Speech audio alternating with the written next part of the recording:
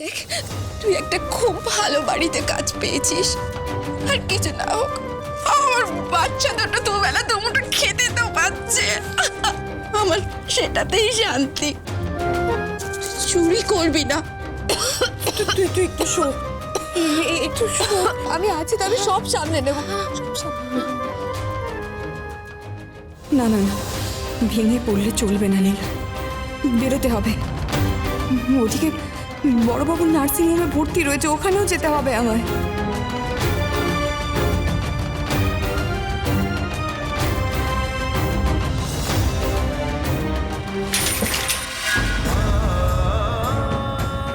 আপনি এত হড়বড় করছেন কেন? একটু বসুন তো। ব্লাড দেওয়ার পরে তো একটু দুর্বল লাগবে। আর আপনার বাবার তো ট্রিটমেন্ট শুরু হয়ে গেছে, এখন আপনার কিসের তাড়া? বসে যান না একটু। অনেক কিছু আছে, আপনি জানেন না।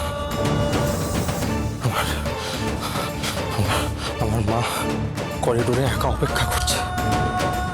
কাউন্টারে তো টাকাও জমা দিতে হবে। অঞ্জন বাবুর বাড়ির লোক কি আপনারা? কেমন আছেন উনি? কেমন স্ট্যাটাস? পেশেন্টের ব্লাড লাগবে, মাথায় স্ক্যান করতে হতে পারে। আপনারা আরো টাকা পয়সা রেডি রাখুন। ও বাবা, টাকা পয়সা যে আরো লাগবে সেটা তো আমি জানতাম, কিন্তু ব্লাড লাগবে। আরে ব্লাড দেবে? পাবো। আমার ছেলেদের মধ্যে কেউ কেউ না কেউ দিয়ে দেবে। আপনি শুধু মানুষটাকে সুস্থ করে তুলুন। মা মা মা, বলছি আপনার বড় ছেলে তো সকাল থেকে কিছু খাওয়া দাওয়াই করেনি, ও ব্লাড দেবে কি করে? হ্যাঁ, আর অনি তো পেট ভরে খেয়ে এসেছে, তাই না? আরে ওর এমটি স্টমাক, তুমি ব্লাড দিতে পারবে? না না না, ও পারবে না, ও সেন্সলেস হয়ে যাবে। আরে বাবা, অনেক তো অল্প বয়স, তাই না সৌমিলি? মানে ব্লাডটা দিয়ে কিছু পুষ্টিকর খেয়ে নিলেই তো হয়ে যাবে। অঞ্জন বাবুর ব্লাড গ্রুপ বি পজিটিভ। আপনাদের মধ্যে কে কে আছে সেই গ্রুপে?